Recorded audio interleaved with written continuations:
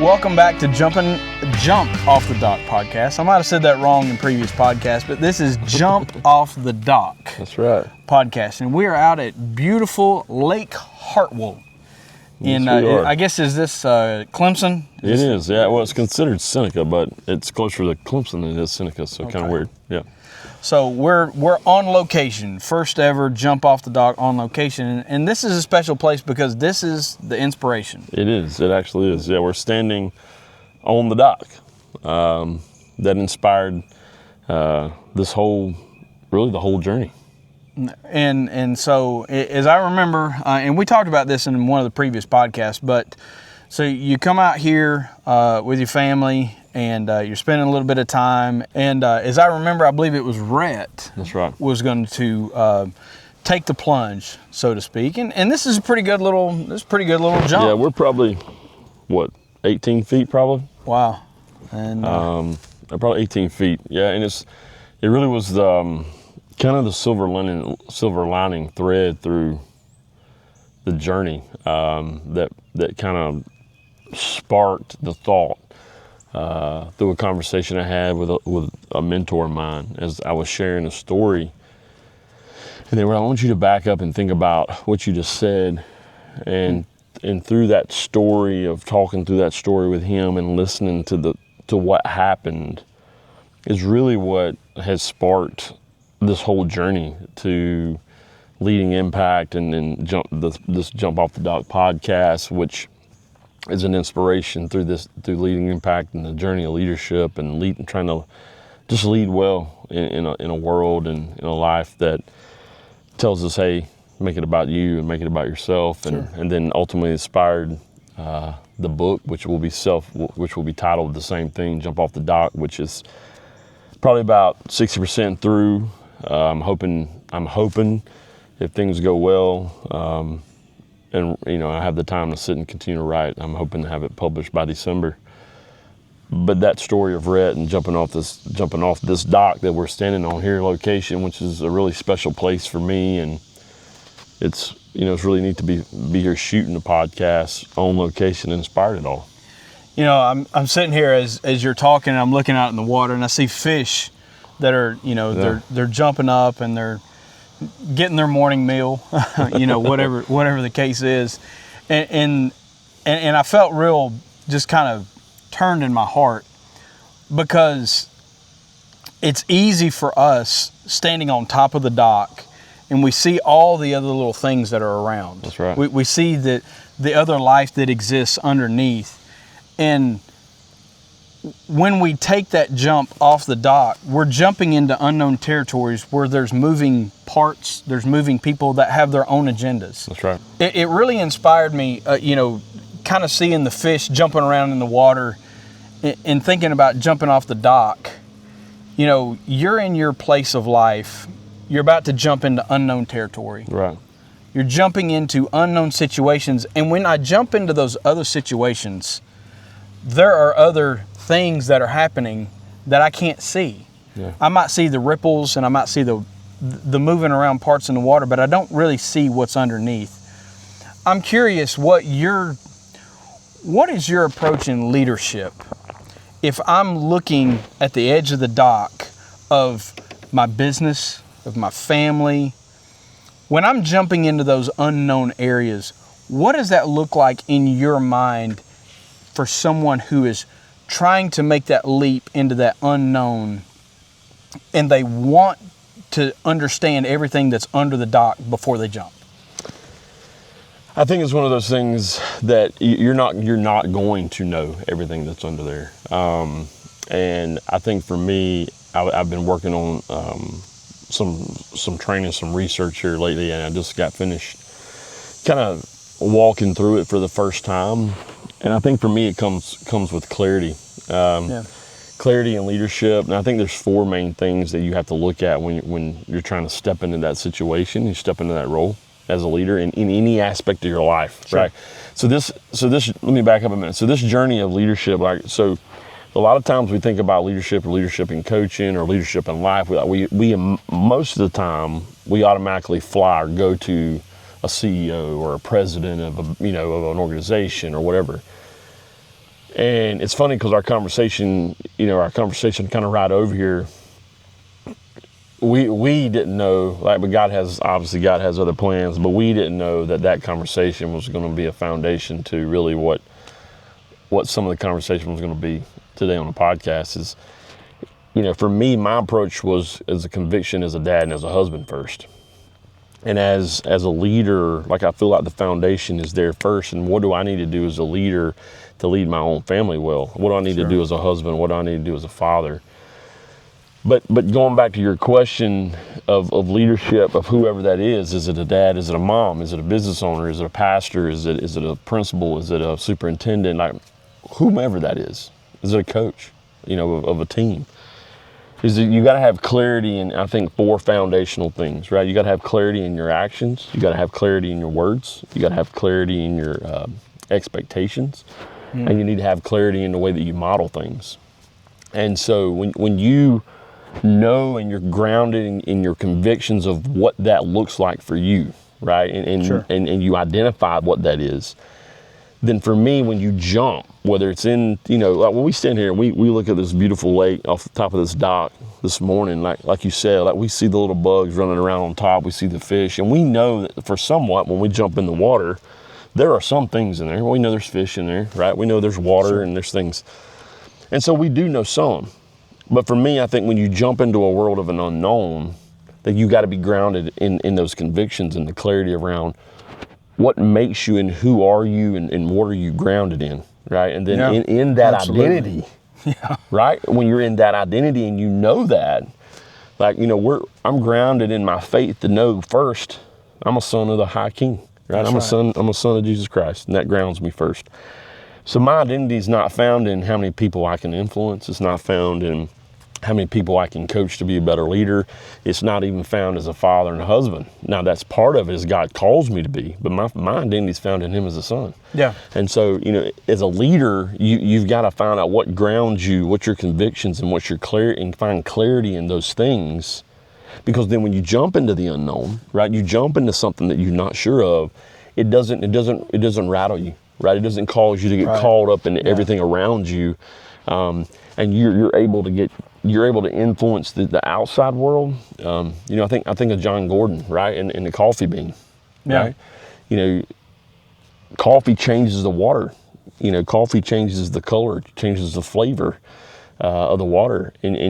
But sometimes, if we're not grounded in what we want to be, like I told my football team a couple years ago, that you're either going to be a coffee bean, right, or you can be an egg, or you can be a carrot.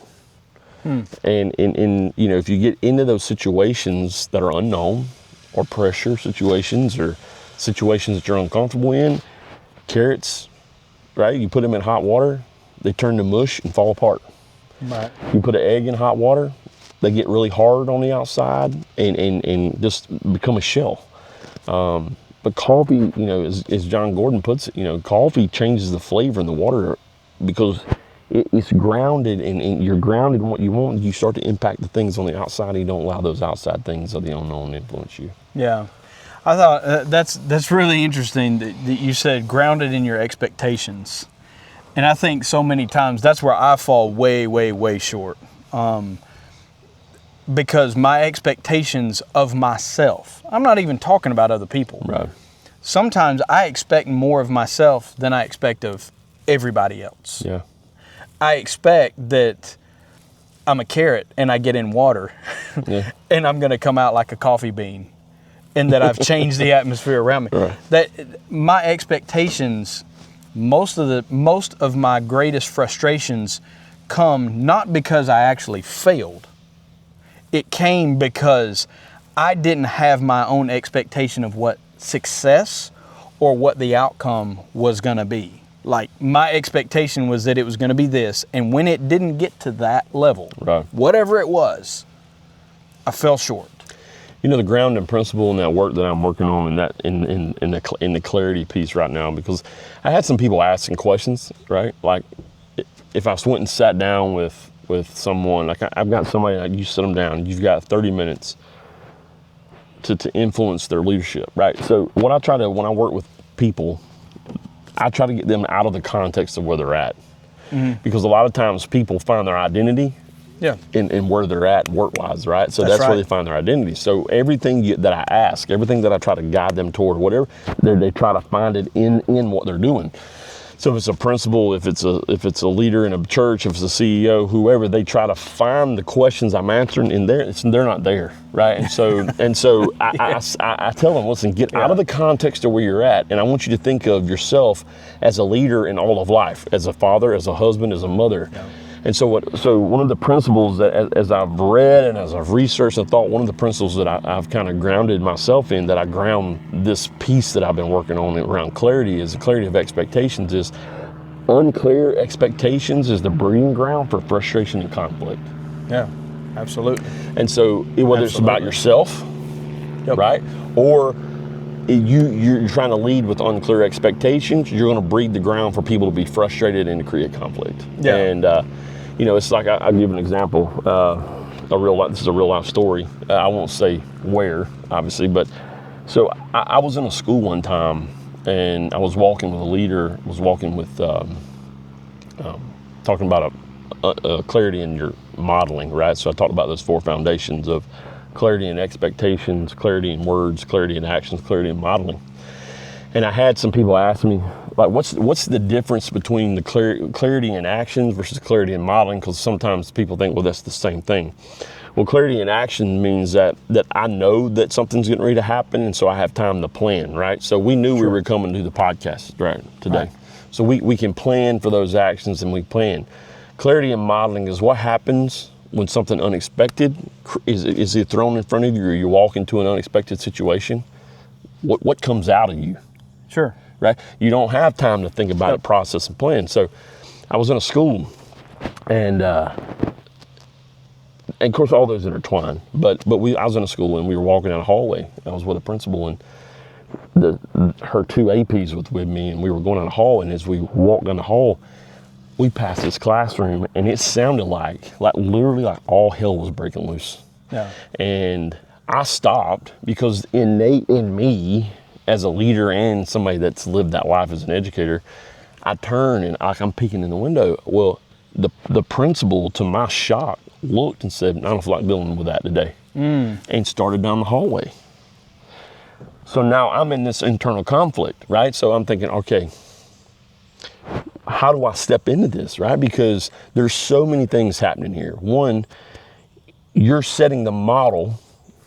You're setting the expectation for these two you're watching you lead, that when I don't want to deal with something, I'm not going to go in here because I don't feel like dealing with it. And what literally came to my mind is that when we talk about clarity in modeling, or clarity in expectations, what I don't do says way more than what I do. Yeah. And she was about to walk by and leave the teacher in there drowning. Yeah. And you're setting the same expectation through the way that you're modeling for these two right here to do the same thing. Yeah. And I said, so like I'm having to process this in like 30 seconds, right? Yeah, you've got a short window of time. Yeah. I've got to deal with and this. I'm like, okay, I have to do something in the moment right here. And so I just stopped her and I said, hey, can I ask you a question? And she said, sure. And I was like, if you don't walk in here, who's going to? Like, you are the leader of this building, and if you don't walk and set the precedence, who else is going to walk in that door? I can, but this isn't my building. Right. Right. It's and so through that process, she stopped and she kind of looked at me, and all this is happening in like a minute and a half, and she was like, yeah, you're right. And so she finally goes in, but even the hesitancy is saying a whole lot more to these two that you're trying to lead and create as leaders than if you'd have just, just immediately knew that, hey, this is what I need to do, and walk into that. So I think that for me, that's something that really resonates with me, is like, even the things that I don't do, what are my actions of what I'm not doing, and what is that giving people that I'm leading permission to do? Yeah. And I think that's our human nature, is to want to kind of disconnect. Mm-hmm. I want to disconnect from tough situations. I want to disconnect from things that make me feel uncomfortable, whether it's walking away or just shutting down. Right. It's easy to want to do that. But in order to be productive, not just for myself, but for an organization, for a class, for a church, for any group of people that come together, you have to have people that are willing to stand at the edge of the dock and say, I'm not going to let everybody else sit there and drown. I'm going to jump in and I'm going to help. Yeah. I'm going to be willing to jump even into unknown with the expectation that I don't know what I'm getting into, but I know that I can come with words that encourage, words that uplift, and words that direct, that give us the path forward. And being a outsider, so if I'm an outsider, I'm somebody that's not attached to the situation, I think that was a great way to address a situation by asking questions. Yeah. There was a great debater who passed recently. God rest Charlie Kirk and his family, and our prayers are with them. But and I know some of you watching this podcast have probably seen tons of his clips that are posted.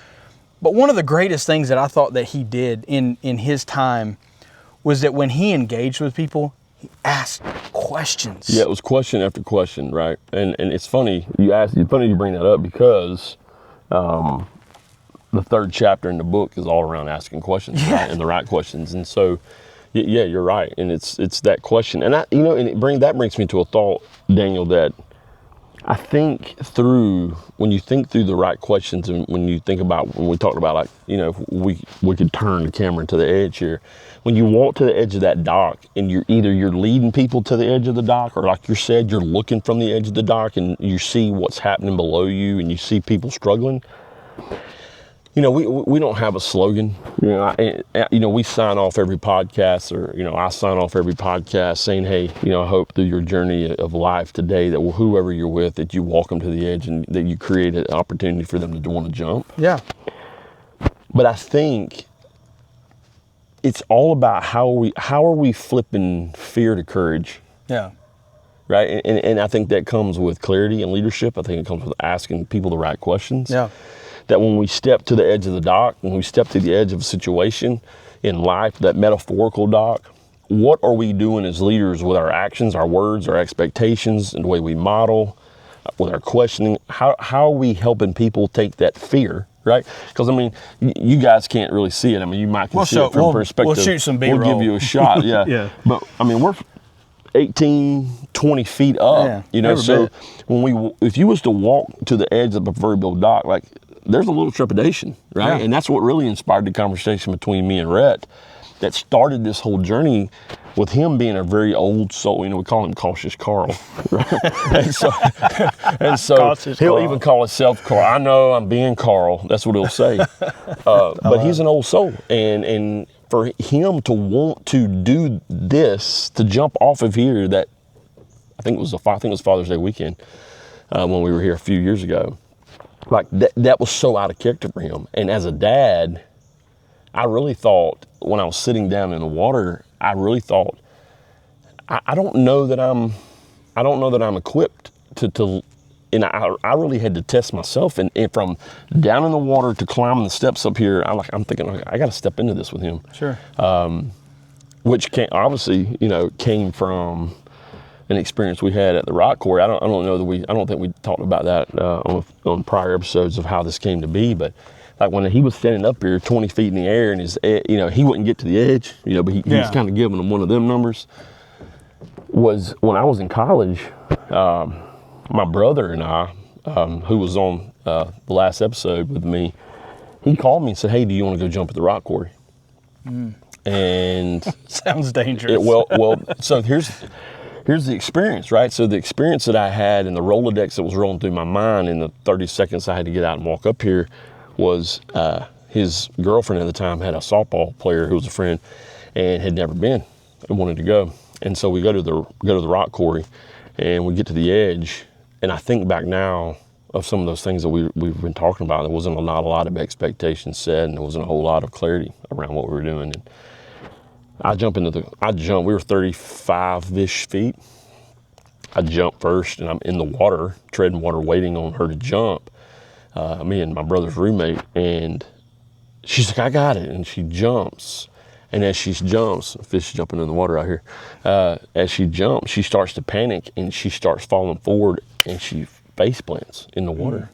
Well, when we got her up, it almost knocked her out. When we got her up, all of her front teeth were gone, her nose was broke, and she was bleeding. And so when he stepped to the edge and said, "Hey," that's what started rolling through my mind. That's playing in your mind, yeah. So now I'm thinking, how do I take the fear that I'm facing, and the fear that I know he's facing, and what's the process, what's the conversation, what's the questions that I'm asking?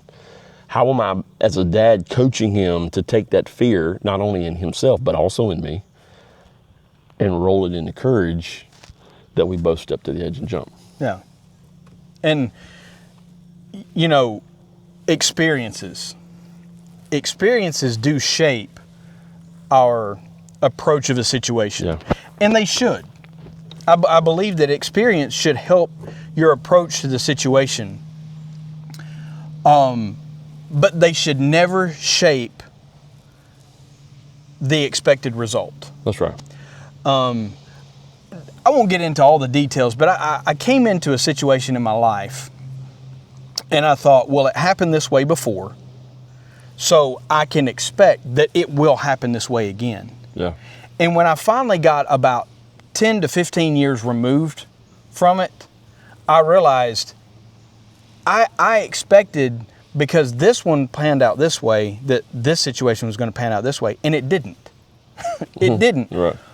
But if I would have taken the approach and just said, experience has taught me this, I don't have to expect it's going to turn out the same way just because it did before, but I need to be aware of the markers around it. Yeah. Be aware of those markers that was around a situation. So if I'm in school administration, for example, I'm a principal and I've got one teacher that is having difficulties with a class, and I learned from experience that here's the expected result, I can't apply it to all other 35 teachers in the building. That's right. Because those are 35 different situations. Now I can learn from the one situation, okay, what's a different way that I could have either addressed a problem, communicated, or followed up? I could have followed up differently and gotten a different result. Yeah. Or maybe I didn't follow up. And I think that's one of the good things about asking those questions. Because when I ask a question and I get a response, then it leaves me room to follow up. Mm-hmm. It leaves me room to say, okay, and respond and follow up with that, and not just asking a question and let them process it on their own. I've got the room now that I can bring a situation back together and say, okay, here's my understanding of how you're processing a situation. Right. Here's my understanding. And then that gives them the courage that when they're stepping at the edge and they're ready to make that jump, they know they got my back. Yeah, it's safe. It's safe. Right, yeah. It's funny. I'm glad you bring that up, because when you think about remember I said that unclear expectations is a breeding ground for conflict and frustration. Right. Well, I know as a husband, there's been times where I have carried really an unclear expectation of myself as a husband at times. Yeah. Where I feel like I should have done better, been better, or done something, and I don't, so I feel like I'm a failure. Or let's flip that to probably the even more common experience, right? Or expectations of her, or expectations of my kids, or expectations of myself in a situation. And you carry these unchecked expectations, these really unreal expectations, especially like, let's take Amy for example, right? There are times when I come in from being on the road for 2, 3, 4 days, right? And I come in home and I get there at 9 or 10 o'clock. Like, I'm really expecting, like, there's sometimes I carry this expectation of like, I'm going to be met at the door with a hug and I'm so glad you're home. And sure. And so that unchecked expectations at times has led to hurt, or, frustration, or feeling like, well, they're not really glad I'm home.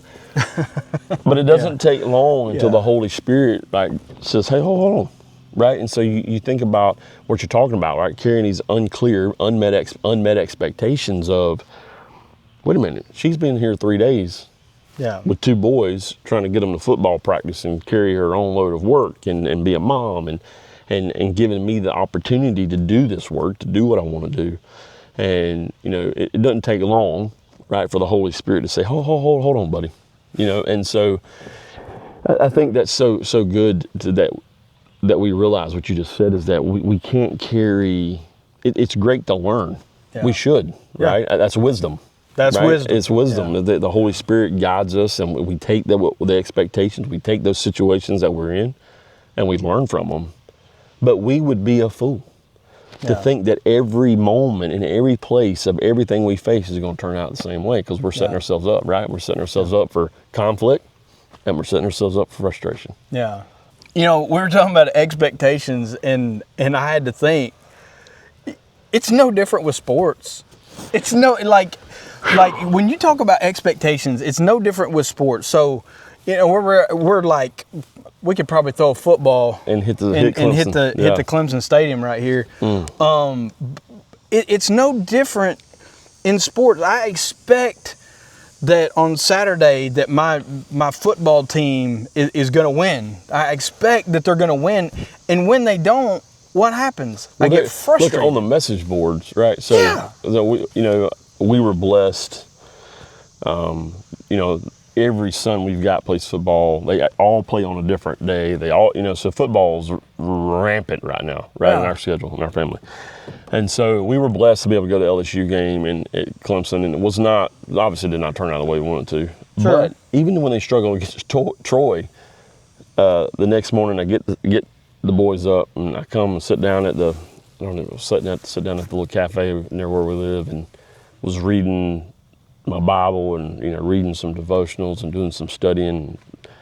And so the next thing, right, I was always on the list, was like, let me pull up Tiger Net, let me read this. Yeah. The first thing, all caps, fire Dabo.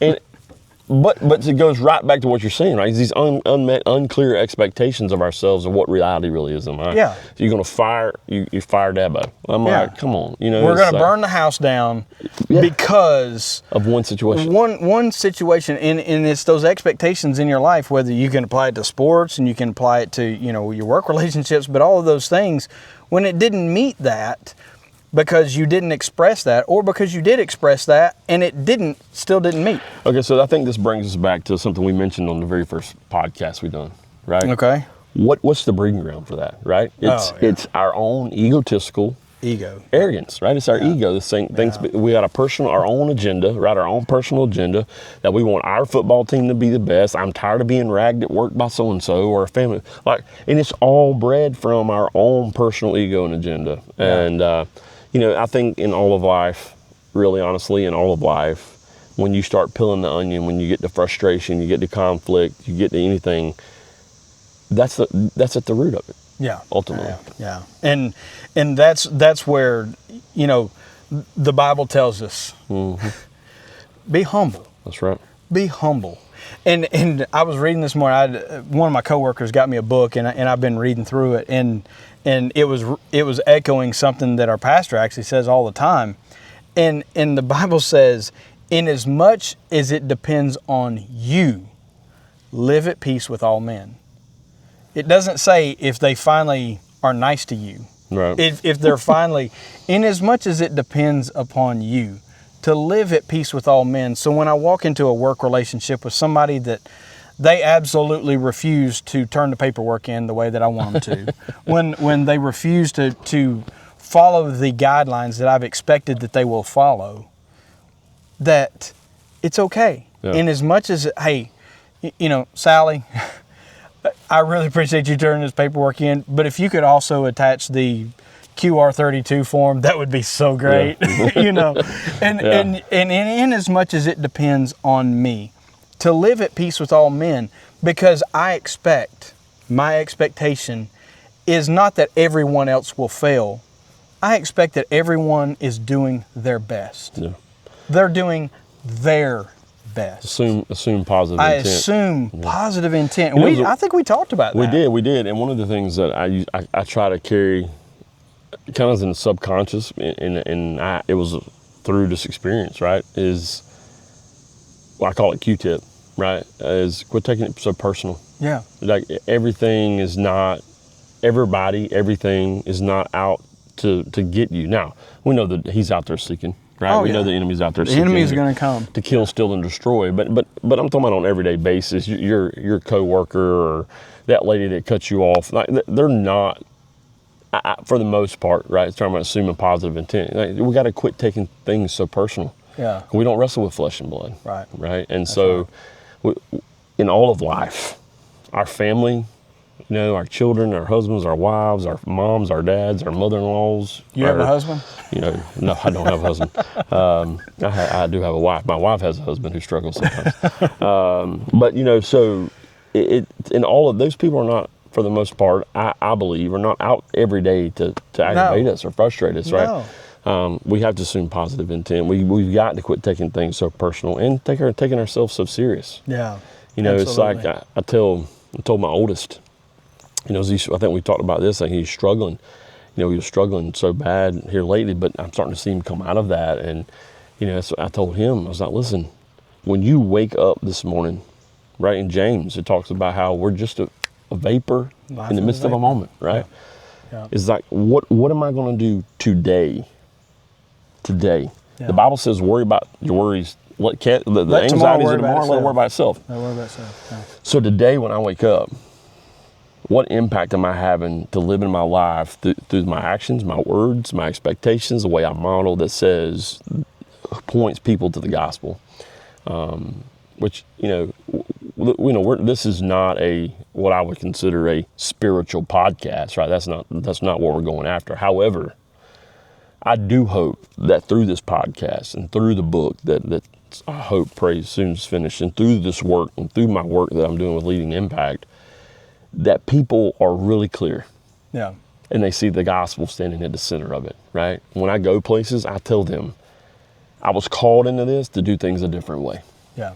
Right? And no, I'm not going to stand up there and preach to people, but my goal is the way that I lead, the way that I coach, the way that I walk my life every day, that when people look at me, when they watch this podcast, fish out there jumping. Big fish. When they watch this podcast, when they listen to this podcast, when they read the book, that they see the gospel shining through it all. That's right. And I think one of the most important elements is that we humble ourselves and realize there's a higher purpose. That is every day.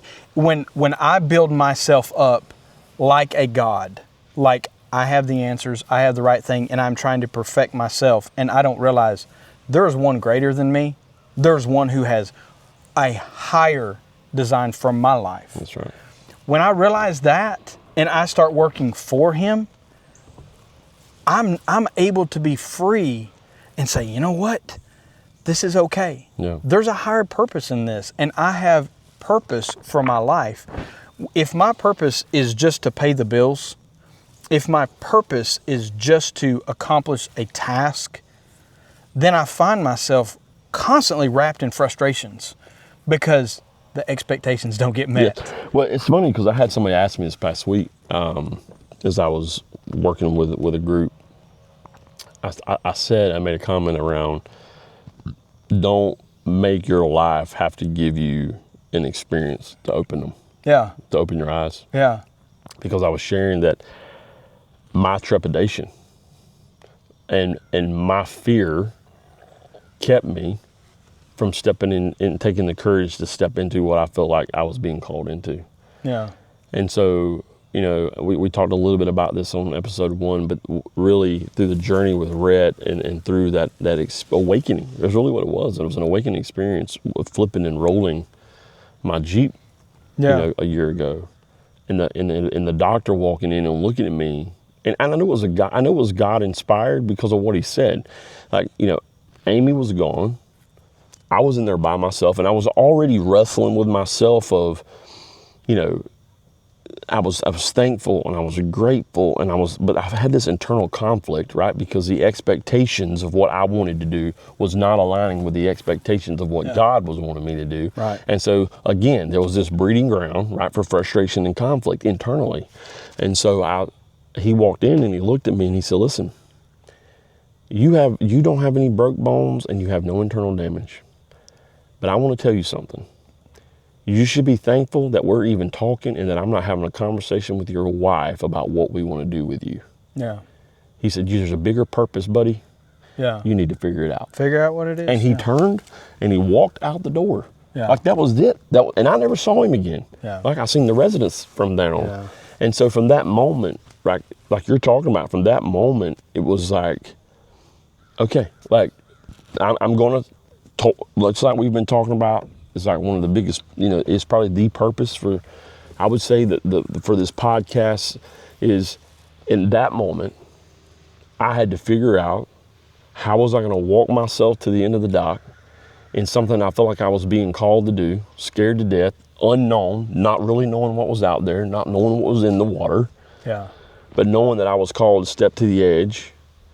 And through that conversation with that doctor and through that conversation internally with the Holy Spirit and God and some people, some really loving people around me, you being one, said, hey, buddy, like, how do we take the fear, flip it to courage, and let's jump. Like, let's jump off the dock and let's go for it, because it's not about us. Yeah. And I think that this journey through Leading Impact and this journey through this podcast and ultimately Jump Off the Dock, the book that I pray is coming out really soon, is I think ultimately is that. It's like how do our listeners, how do the people who read the book, how do the people we come in contact with every day, whoever's listening to this podcast over this journey that we will see over the next, hopefully, years to come, whoever's watching on this podcast, is like, how are we helping them take their fear, whether it be of unknown, fear of not failure, fear of who they are, fear of just the journey of leadership,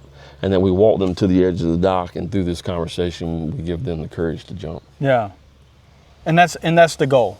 That's the end game for this, if you want to call it an end game. The end game of this is this podcast could spin 1,000 different directions.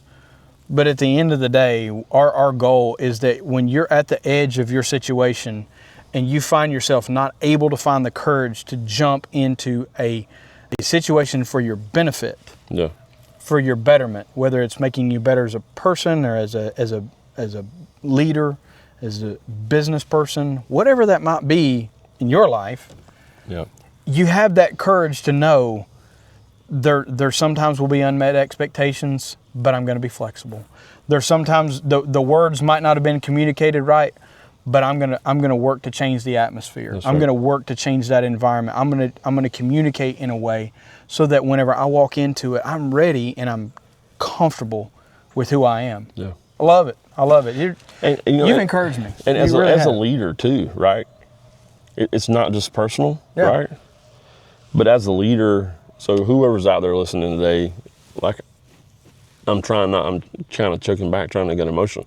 As I look out here and I see this beautiful water and the calmness, right? And the pristineness and the beauty of it. Like, as a leader, not just like Daniel said just a minute ago, but not just as a leader yourself, but when you watch this, hopefully that something inspires you, something says, hey, let's flip that fear to courage. But I'm hoping, and my prayer, and I know Daniel's prayer is too, is like through this journey, that through Leading Impact, through Jump Off the Dock, whether it be the book or the podcast, that you as a leader, because everywhere you go, it doesn't matter what your title is, it doesn't matter what your name badge says, you're leading constantly. Yeah, absolutely. And I hope and I pray that as a leader, that you'll keep coming back, you'll keep listening, you'll keep watching, because my prayer, and I know Daniel's prayer is too, is that through this journey, that you become a better leader in every aspect of life. Yeah. Just because you take 30 minutes as a self-reflection moment just to ask yourself some questions, right? Yeah. That hopefully we provoke some, right, through this conversation. Yeah. And that ultimately that you will walk to the edge yourself, but ultimately that the people that you're leading, that you'll stand with them hand in hand, and you stand on the edge of the dock, that you all will be inspired to take that fear and flip it to courage and ultimately take the jump. Yeah. Guys, today you got your 4 takeaways. We got clarity in our actions. That's right. Make sure what I'm doing, it's clear. Yep. We're clarity in our words. In our words. So communicate. If you feel yourself frustrated, Right. communicate. Yeah, Communicate clarity that. and communication, right? Successful people want clarity, right? And Yeah. and not ambiguity, and Yeah. that comes with clear communication. If I go into a legal situation, Yeah. traffic stop, court, whatever it is, there can be no gray area. The court systems fall apart when there is gray area. That's right.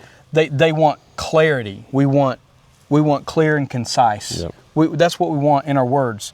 Clarity in our expectations. Absolutely. Make sure that your expectations are clear, and make sure you have clear expectations of the situation. Yeah, because guys, I hope that one of the things I do hope they take away is that, if you don't take away anything, besides those 4 thoughts, of which on leadingimpact.org here probably in the next week, I'll have another blog up around these four things. But remember, unclear expectations is a breeding ground for conflict and frustration. Yeah. Yeah. Yeah. Personally, internally, and relationships around you. Yeah, sure. Well, good deal. You want to sign us off? Yeah. So here it is, guys. We're here, we're live, and we get to shoot. And for Daniel and for myself, I want to thank you for joining in, for listening to Jump Off the Dock podcast. And wherever you go, wherever you are, wherever you lead, I pray that you're giving somebody the courage to walk to the end of the dock and jump. Yeah. Leadingimpact.org or .com? .org. Leadingimpact.org. What's your email? I want to shoot you an email. Yeah, so leadingimpact.org is a website. My email is really easy. It's Trey, Trey, at leadingimpact.org. And so you can find blogs there. There's 3 up right now. I'm currently compiling, trying to synthesize and bring these 4 components that we talked about today, like clarity in action, clarity in words, clarity in expectation, clarity in modeling, and put it on there as a blog. But with some encouragement, I've been pushed. That may end up being book number 3, actually. Okay. So at leadingimpact.org, Trey at leadingimpact.org is my email address there. Good deal. We'll see you next time, guys. Thank you. Thanks for listening to Jump Off the Dock. Visit leadingimpact.org for blogs and leadership resources. For questions or pricing, email Trey at leadingimpact.org. We are ready to help you flip fear to courage